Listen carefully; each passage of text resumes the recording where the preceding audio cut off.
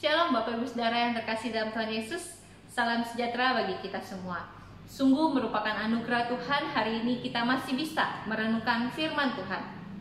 Firman Tuhan yang hari ini kita akan renungkan terambil dari Markus pasal 14 ayat 32 sampai 42, dan saya akan membacakannya hanya dari ayat 32 sampai ayat ke-36. Demikianlah firman Tuhan. Lalu sampailah Yesus dan murid-muridnya ke suatu tempat yang bernama Getsemani.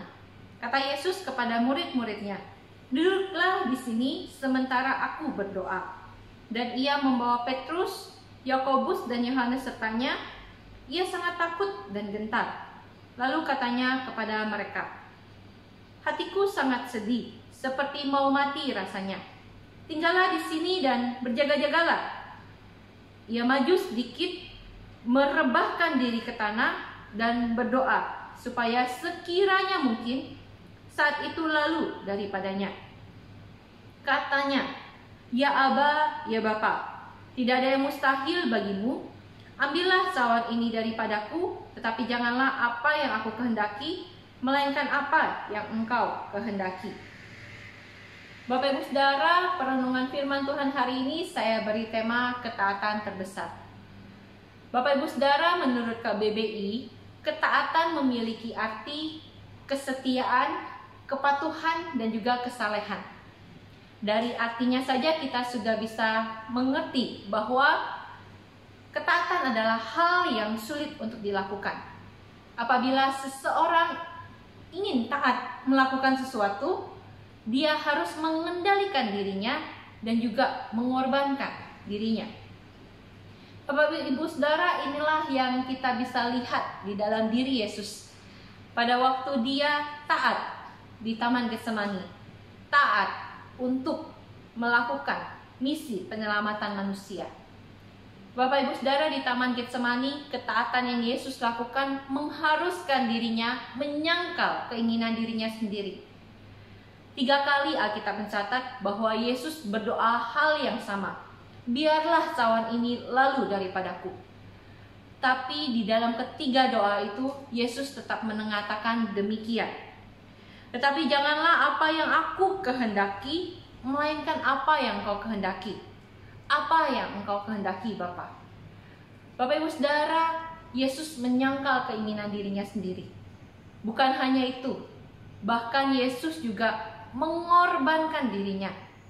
Bapak Ibu Saudara, pergumulan di Taman Getsemani merupakan sebuah titik awal di mana Yesus akan berjalan menuju Golgota. Yesus tahu arahnya di sana. Di sana dia akan menerima cawan murka Allah. Cawan murka yang seharusnya dicurahkan kepada kita, manusia yang berdosa. Namun Yesus rela menerima cawan itu, dan pada akhirnya Yesus mati disalibkan demi engkau dan saya. Bapak Ibu Saudara, tujuan dari ketaatan yang Yesus lakukan hanya satu, yaitu untuk menunjukkan kemuliaan Allah, untuk menyatakan kemuliaan Allah, dan untuk menyelamatkan kita, setiap manusia yang dikasihinya, supaya kita terbebas dari dosa, kita terbebas dari keterpisahan kekal dengan Allah. Bapak Ibu Saudara, ketaatan yang Yesus lakukan sungguh amat besar. Dan di dalam ketaatan itu, apakah dia sebenarnya harus? Apakah Yesus harus punya tanggung jawab untuk taat? Sebenarnya tidak, Bapak Ibu Saudara. Yesus bukanlah manusia yang berdosa. Dia tidak layak untuk menerima semua hal tersebut. Bahkan dia juga tidak layak untuk mati demi manusia berdosa. Namun dia memilih untuk taat karena dia mengasihi engkau dan saya.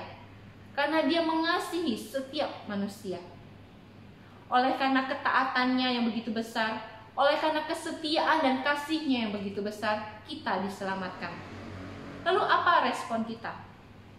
Bukankah sudah seharusnya setiap kita yang sudah diselamatkan ini memiliki sikap yang sama? Kita taat juga, kita setia juga kepada Dia.